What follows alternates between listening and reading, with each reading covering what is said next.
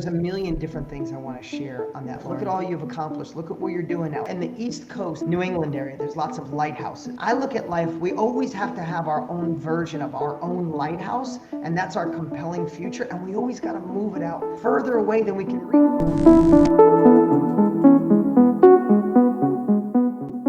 On September 13th, 2020, Impact Schools podcast was hacked, and we lost 100 plus episodes of this show.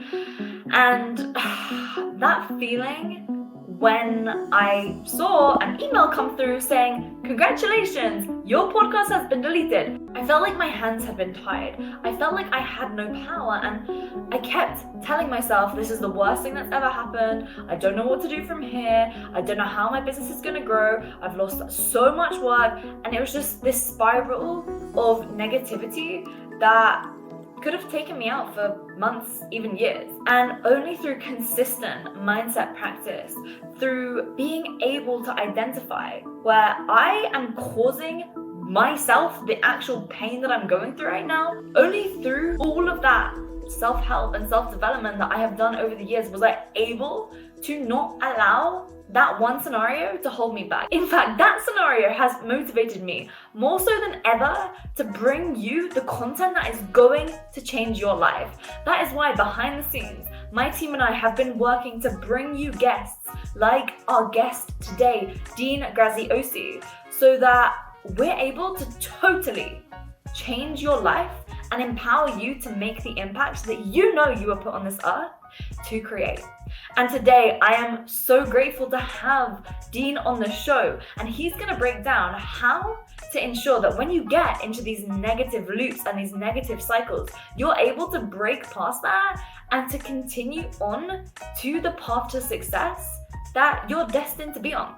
How you can ensure that even if you haven't already had as much success as you want, you're able to still act confidently in pursuing that, and how to never allow your mindset to hold you back. And in fact, I was pretty proud of myself, I can't lie. Dean even said that I asked him a question he has not been asked before. And so that is what we are going to be talking about here in today's episode of Impact Schools podcast.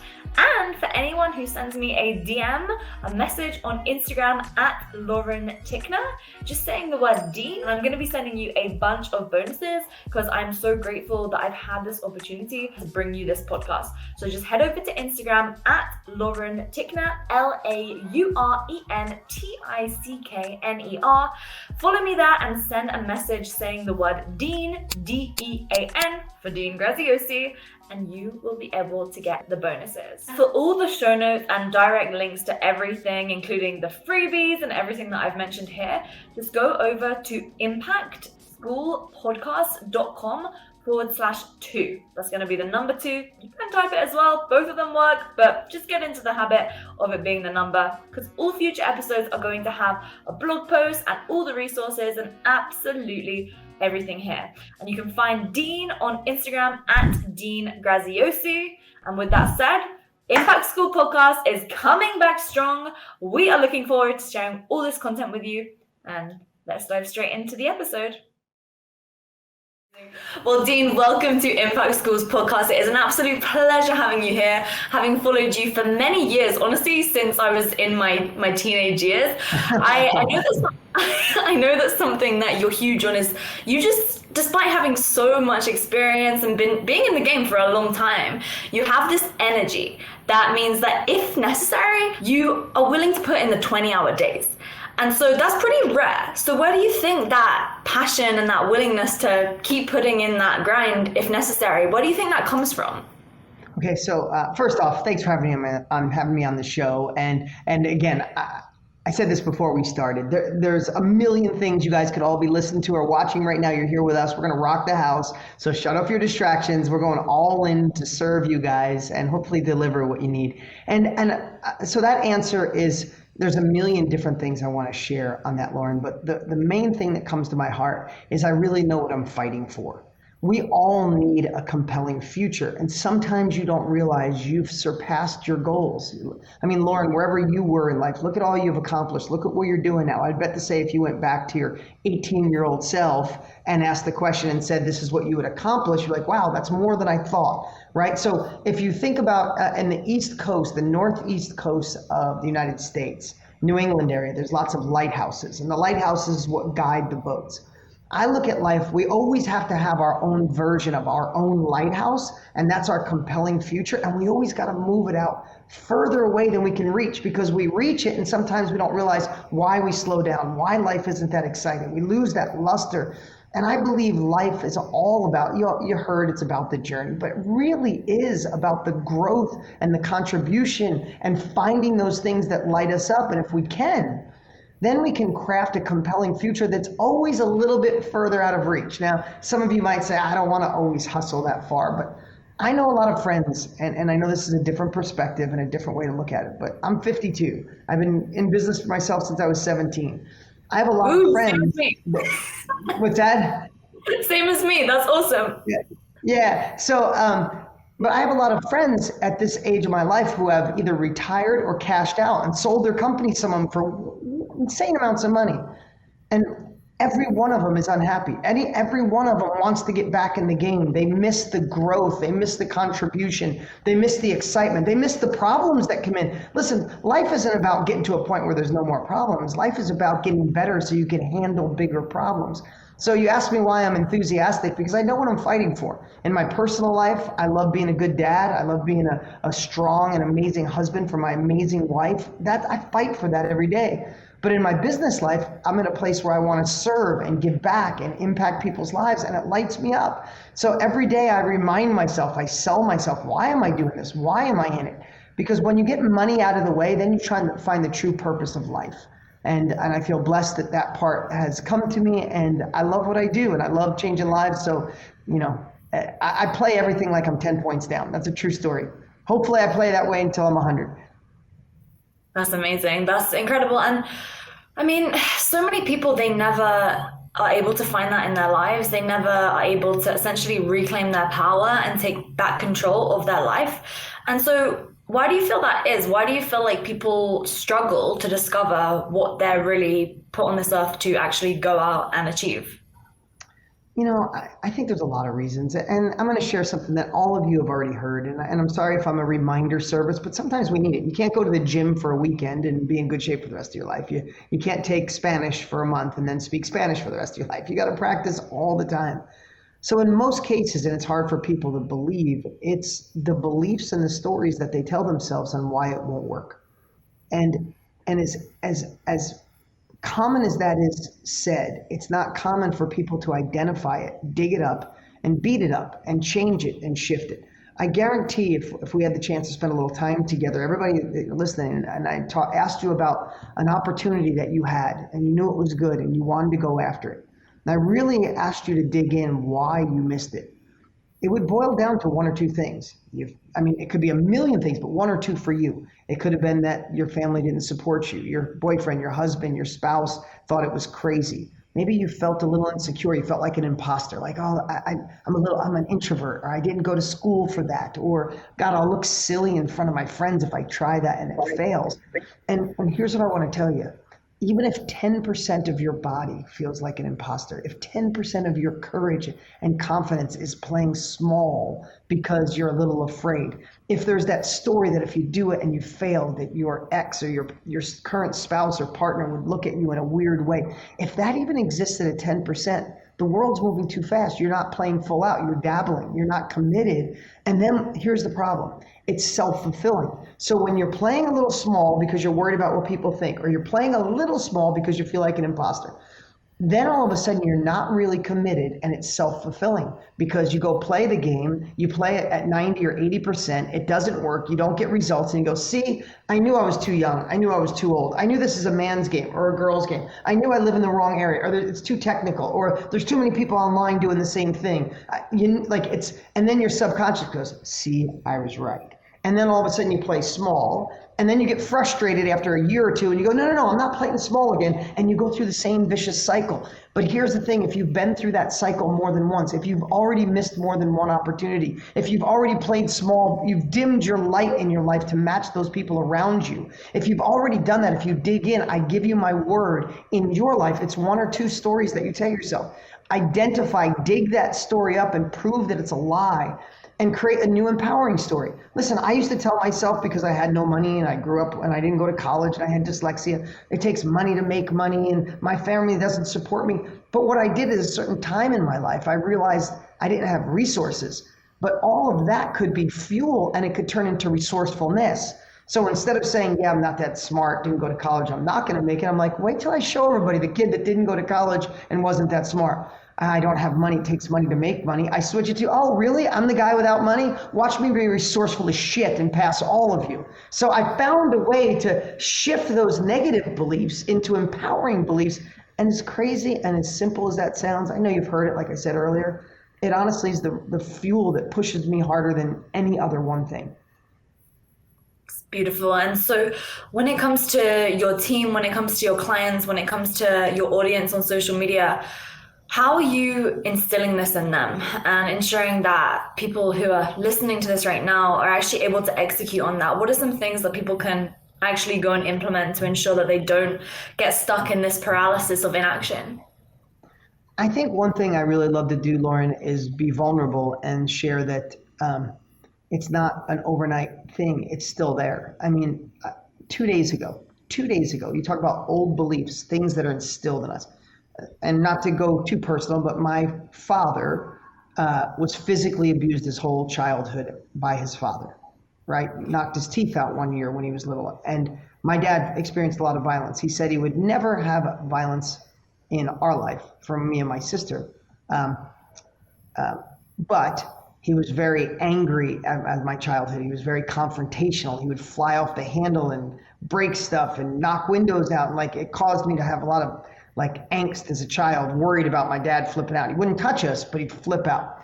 So I made it an absolute must that I wanted to work on myself and be a different kind of father. And my dad's in an amazing place now. He's still alive and he's great. But as a father, I was hell bent on studying people who were great parents. I read 1 million books. I got therapists who could help me be a connected, good father, right?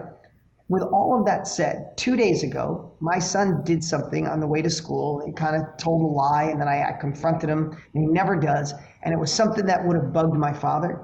And I snapped, Lauren. I screamed at my son. I swore, and I dropped him off to school. I'm 52. I'm a multiple New York Times bestselling author on personal development. I've worked on my own self-growth my entire life. My best friend is Tony Robbins. I talk to him every single day of my life. And something from 7 years old in my life popped out of my mouth into my life and filled the car up and made my son cry before school. My son came home from school last night. I sat him down and said, what you did was wrong, but what I did was 1,000 times worse. I said, let me just tell you, that was how my dad treated me almost every day. And I'm sorry, I'm wrong. I made a mistake and I'm asking for your forgiveness. And I give you my word, it'll never happen again. Now, that's just something in my personal life, but I want you to realize that's how strong it is. I'm 52. I study this every day, and something triggered way down in the vault. So what we have to do is identify that it's there, and that's okay. It's like we have two things living, so we have a hero and a villain living inside of us. That's okay. Just make your hero a little stronger than your villain, and recognize when the villain who says you're not good enough and you're an imposter and it's not going to work and no one believes in you and you don't have money, you can look at it and go, oh, you're trying to win again. They don't make statues of critics. They don't make statues of the people who play small, and you don't want to end your life saying, you know, it was an okay life. Screw that. We want to go all in. So the only way you can go all in is recognize those beliefs. Recognize those stories that probably aren't yours, but they still live in there, and just go, oh, I see that. That's what held me back before. How can I shift that? And then use whatever it takes to drive you forward. If it's, imagine in 5 years from now, you're still thinking about starting or scaling the business. Imagine in 5 years from now, you're still saying, well, I'm going to let my boyfriend or my husband get his, you know, when things get settled, I'll do it. Or when the kids get older, I'll do it. Or what? No, bullshit. Like, get disturbed within action right now. And when you hit that scary part, identify where it came from, prove it's a lie, find a new story, and then just keep pushing forward. Oh, that self-awareness that right there that you had the other day with your son, that's beautiful, and that's what it's about. And then it's when you have that awareness that you didn't act as the vision of the type of person that you want to be, it's letting down your ego and holding yourself accountable to that. That's what you did right there. And that's something that's challenging to do. And especially when there's other people involved. So there's some, I mean, look, you're huge on habits. I mean, I've listened to your audiobook, I've heard you on various podcasts. And I mean, if there was just a couple of things that people could do on a consistent daily basis to raise their level of self-awareness, what would those things be that you would say are vital? Because there's a lot of options out there: journaling, meditation, yoga. Yeah, I think, okay, so a couple. One is train your brain. To my kids, I say, focus on the fix. Train your brain that when things go sideways, that when something's taken away, like COVID took so much away from everybody, right? Train your brain, because at least mine, I feel I was born a pessimist and I have to work every day to be an optimist. You have to train your brain as a habit, not a ritual. It's got to be just a habit. When your brain focuses, when something goes wrong, when something breaks, when the glass, and this is a silly analogy, but when the glass of milk spills, your brain wants to go, why did it spill? Who filled it up? Why would someone put it on the end near the couch? It's going to ruin the rug, and then it's going to stink. We have to train our brain to say, the milk spilled. Go get a towel and clean it up and a new glass of milk. Like, as simple as that sounds, our brains right now want to say, whose fault is this COVID thing? Why didn't it go quicker? Where did it start? Why? And we want to focus on what we lost, whose fault it is, and why it won't work. That is a habit that you have to train your brain to go, it's here. What gifts, what do I have? What can I focus on? How can I focus on the fix? How can I focus on the solution? Sounds deeper than it is. It's just a habit that when you catch yourself, you go, oh, wait, and you shift. Another thing is I want to do everything in my power to protect my confidence, because when I'm confident, I play offense. You can't win a game, I'm sorry for a silly sports analogy, but you can't win a game just playing defense. We must play offense.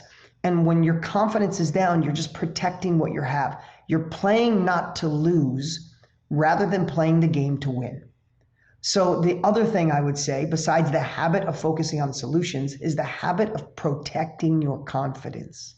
Think about that. When is the last time you watched the news and got done and you felt more confident? If that dings your confidence, don't watch the news. If there's certain people in your life that you go to lunch with, or you talk to on the phone, or you have a Zoom call with, and when you're done, you're like, oh man, I don't know if I can. That person robs your confidence. I'm sorry, you have to resist the time with them, or you have to have a different conversation with them. Protect your confidence. If there's anything you do, if you have weaknesses in your life, I'm horrible at spelling, I'm horrible at reading, I have to listen to books. If I try to read or if I try to spell better, all I do is ding my confidence and go, God, you're kind of crappy at that. I just don't do it. I listen to books, or I hire someone to clean up my editing. So there's these little things. So whatever it is that robs your confidence, people, actions, news, anything, I'm going to tell you right now, the only way to keep your confidence high is to protect your confidence and ignore those things. So make it a habit to focus on solutions. Make it a habit to protect your confidence. And the third, I would say, is play your day for offense, meaning what things actually move the needle in your life rather than just being busy. We've turned into a society, because of our phones that we hold in our hand, that we're always busy and we always have something that can occupy our time. But are you actually doing the things when no one's watching that can move the needle in your life? And just assess, I'm working on my business, but am I just polishing my logo because it feels good and changing the colors and adding a new module to the course I want to create, or coming up with unique names? Are you doing the stuff that's fun, that your subconscious likes, and you're avoiding the needle moving activities that actually make the business work? Get uncomfortable, get disturbed within action, take courageous, uncomfortable action. That's how you move forward. They sound deeper than that, but they're habits in my life, like literally habits. And perfectionism is just procrastination packaged up all fancy, right? Yeah, So, exactly. and here's the thing though. For you, you've had so much success, right? Loads of best-selling books, so many followers on social media, massive success of business. And oftentimes confidence, it comes with that success. And so how are people able to essentially that cycle if they haven't yet had any results in their life and their business? Yeah, so a really great question. Just remember this. And I got this from my buddy Brendan Burchard about energy, but I'm going to say it with confidence. You're not born with confidence, it's manufactured. Okay. Mm-hmm. We get to make it or we get to not. So the two things is follow what I just said. First and foremost is identify the things that rob your confidence or the people that rob your confidence or the thoughts that rob your confidence. And here's my brilliant message: stop doing them. Like literally stop. If the news makes you feel bad, don't watch it. If your friend makes you feel bad for wanting success, spend less time with them. If thoughts about being an imposter rob your thoughts or occupy your thoughts, get new thoughts. Okay, so first is take away the things that hurt it, and then secondly, borrow confidence from your past because you've already achieved things that you were once scared to do, whether that's getting married, being a parent, starting the job, getting things done, doing something in school. We've already been scared to death about something. We did it, we achieved it, and we came on the other side of it. Think about those things in your life and borrow that confidence to get where you want to go. The third thing is your next level of life usually lives on the other side of the thing you fear. Slay that dragon because your next level lives over there. And if not, then you get to be at the end of your life at 100 years old and look back and say, I wasted it. I lived small. I played safe. Who the hell wants to play safe? If you're listening to Lauren, you don't want to play safe. So take courageous, uncomfortable action. And sometimes it's not the confidence you need to gain. I want you to hear this. Confidence comes second. The first thing before confidence is courage. And courage is not taking action in the absence of fear. Courage is you're scared to death, but you move forward anyway. So follow those things. There's no way your confidence can't go up. That's amazing. And you mentioned earlier that you're going through a pivotal time where you're now focusing on impact. And through your journey of being an entrepreneur, was there ever a point where you felt, wow, I've made it, and now it's time to go from focusing on making money and building the businesses to now the legacy and the impact? Was there ever that moment where you're just like, yes, the time has come? Yeah, for sure. And I know brought his name up a bunch, but Tony really impacted my life 25 years ago when he didn't know me. I just invested in one of his courses, and now he's my best friend, and we talk every day. And we talked 2 nights ago for 2.5 hours about this. And he's really that's been something I've been thinking about for a decade, but for the last 5 years especially, he is hell bent on legacy and impacting lives. Not legacy like look what I've done for the world, but just leaving the world better than he found it, more than anyone would ever realize. It's hard, I think some people see from the outside and maybe judge or think, but the guy's hell bent on serving people, and it's really rubbed off.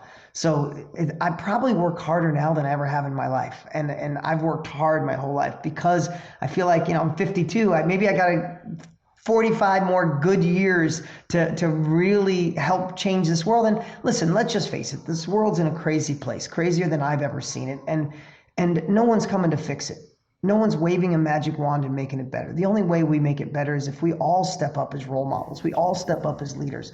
And if that's just a leader in your home or a role model in your neighborhood or your house, if we have the opportunity to gain capabilities, shift our mindset, gain enthusiasm and energy and confidence, what better cause than to lock arms and not wait for someone else to fix it? Let us all own our future, own our time, own our legacy. And I think, if not now, when? And if not who, us. If not us, who, I should say. Wow, Dean, I hope the audience that's listening right now understands quite how incredible everything that you just mentioned is. And look, I actually dropped out of university. I was studying the UK's #1 business degree, but my professors had never had their own businesses.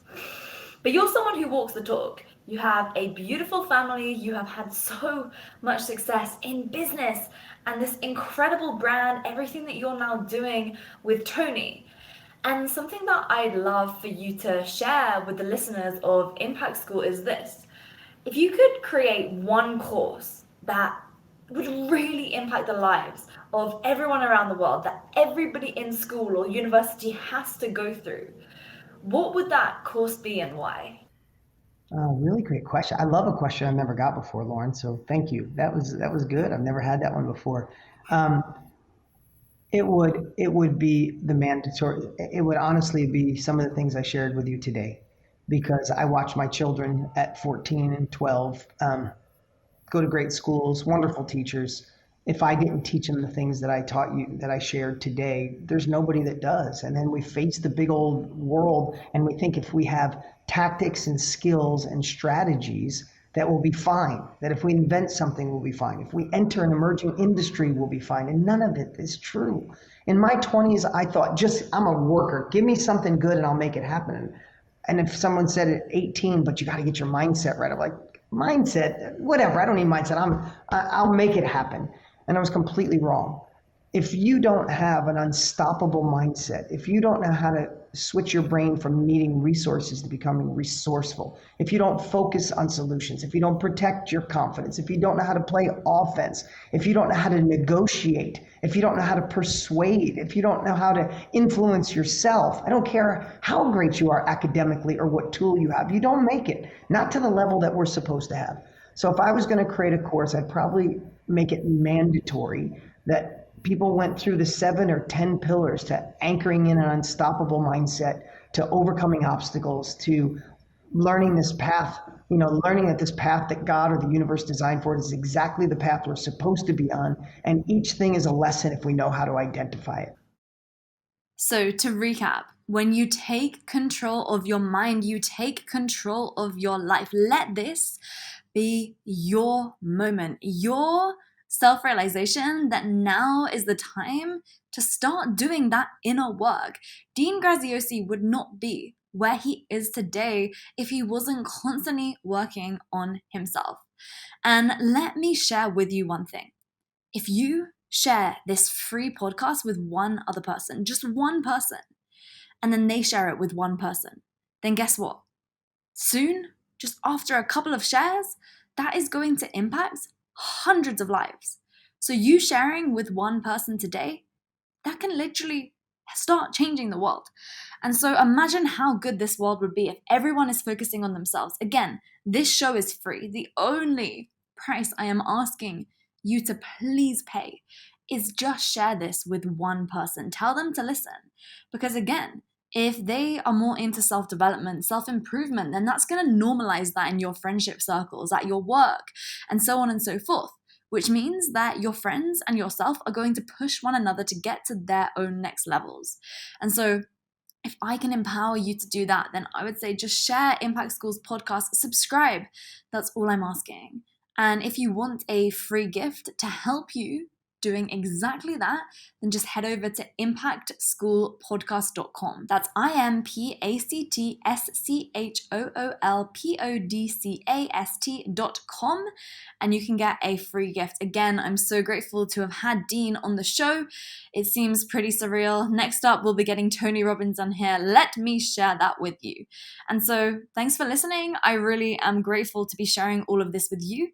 The next episodes to come, we have Chris Voss, who is the chief FBI negotiator, has an incredible book called Never Split the Difference. We also have a client of mine, Nick Santanastasso, who at the time of recording, he wasn't a client, but since then we have helped him grow his business and his impact online, which is part of the free resource that you can get at impactschoolpodcast.com.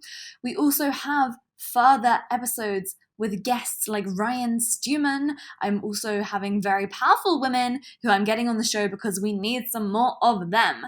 So thank you so much for listening. That's what's to come. If you're not already subscribed, do so and just share this with one person. That's all I ask. With that said, I hope you have an amazing day. Remember to smile, remember to take care of yourselves, and remember, everything that you want on this life is on the other side of discomfort. So don't stop trying. Don't stop when it comes to putting in the work. You'll make it happen. 1 year of hard work now is 10 years of freedom in the future. My name's Lauren Tickner. I'm signing off, and I will see you in the next episode.